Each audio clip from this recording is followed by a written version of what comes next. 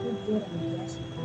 Jadi bioremediasi adalah pendekatan yang inovatif dan ramah lingkungan untuk mengatasi masalah pencemaran dan diakibatkan oleh berbagai polutan, termasuk bahan kimia berbahaya dan industri.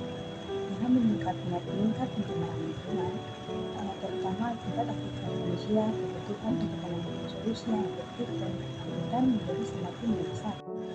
Dalam hal ini, mikroorganisme seperti bakteri, jamur, dan alga terbukti memiliki kemampuan luar biasa untuk mendegradasi dan menghilangkan polutan dari tanah, air, dan sedimen. Dengan kemajuan dalam bioteknologi, rekayasa genetika telah membuktikan pengembangan mikroorganisme yang dimodifikasi secara genetik atau GM. Dengan kemampuan degradasi yang lebih tinggi, proses ini melibatkan pengenalan gen yang meningkatkan kemampuan mikroorganisme untuk mendegradasi senyawa berbahaya, sehingga um, dapat beradaptasi dengan cepat terhadap polutan baru dan meningkatkan efisiensi bioremediasi dengan menggunakan teknik seperti cloning gen dan transfer teknik. Para peneliti dapat meningkatkan stain mikroba yang lebih efektif dalam mengatasi kombinasi polutan yang kompleks. Mikroorganisasi rekayasa genetika tidak hanya menawarkan solusi untuk masalah pencemaran yang ada, tetapi juga memberikan harapan untuk pemulihan ekosistem yang terdegradasi. Namun, keberhasilan bioremediasi tidak hanya bergantung pada kemampuan mikroorganisme itu, um, tetapi juga pemahaman yang mendalam tentang interaksi ekologi, kondisi lingkungan, dan proses biokimia yang terjadi di lingkungan. Yang berikut teknik mikroorganisme yang dibahas untuk mengurangi polutan. Yang pertama, bioremediasi. Bioremediasi digunakan mikroorganisme untuk menghilangkan xenobiotik dari tanah, air, dan sedimen dengan mengubah senyawa yang tidak berbahaya seperti CO2 dan H2O. Yang berikut ada bioaugmentasi. Bioaugmentasi menggunakan strain mikroba untuk dimodifikasi secara genetik untuk mempercepat proses biodegradasi polutan dan limbah. Yang ketiga, fitobioremediasi. Fitobioremediasi menggunakan tanaman dengan bantuan mikroba untuk memodifikasi area yang terkontaminasi. Yang keempat, elektrobioremediasi. Elektrobioremediasi menggunakan metode yang memanfaatkan arus listrik untuk meningkatkan aktivitas mikroba dalam proses bioremediasi. Yang berikut, kontribusi mikroorganisme hasil rekayasa genetika dalam bioremediasi. Mikroorganisme hasil rekayasa genetika atau GMM memiliki kemampuan yang lebih baik dalam mendegradasi kontaminasi dibandingkan dengan mikroorganisme alami. Mereka dibuat dengan memasukkan gen yang lebih kuat ke dalam bakteri untuk meningkatkan sifat yang diinginkan, sehingga dapat beradaptasi dengan cepat terhadap polutan baru dan mendegradasi kontaminan seperti tumpahan minyak, kolobenzoat, dan toluena. Selain itu, GMM dapat memiliki jalur katabolik yang lebih efisien yang memungkinkan mereka untuk mengatasi kontaminan polutan yang kompleks. Yang berikut rekomendasi untuk meningkatkan efektivitas strategi remediasi lingkungan.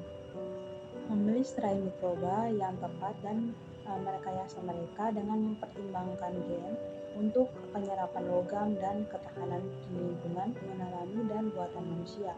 Yang kedua, memahami ekologi dan bioteknologi serta proses biokimia yang terjadi di lapangan untuk merancang mikroorganisme yang lebih efektif.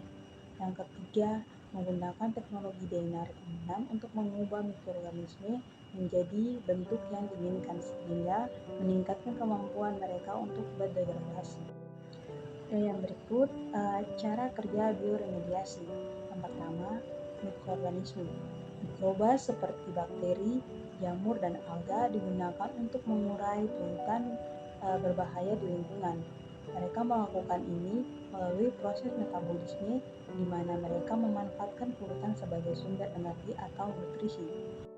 Yang berikut cara kerja mikroorganisme hasil rekayasa genetika. Rekayasa genetika dengan menggunakan teknik seperti cloning gen dan transfer teknik gen yang bertanggung jawab untuk kemampuan degradasi polutan ditransfer ke dalam mikroorganisme. Ini meningkatkan kemampuan mereka untuk mendegradasi senyawa yang sebelumnya sulit diuraikan.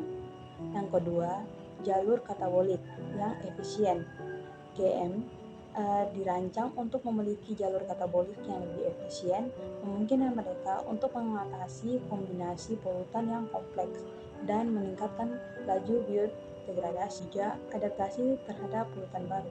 GM dapat dengan cepat beradaptasi terhadap polutan baru berkat kemampuan mereka untuk memproduksi enzim yang diperlukan untuk mendegradasi senyawa tersebut sehingga meningkatkan efektivitas bioremediasi.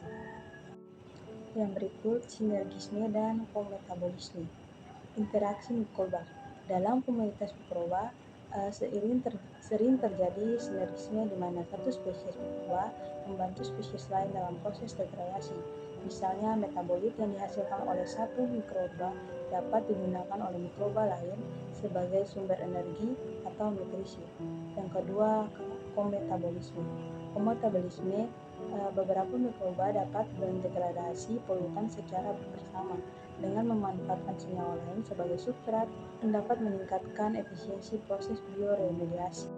Dapat disimpulkan bahwa bioremediasi merupakan proses yang penting untuk mengatasi pencemaran lingkungan, terutama yang disebabkan oleh polutan organik dan anorganik, termasuk logam berat dan senyawa berbahaya lain.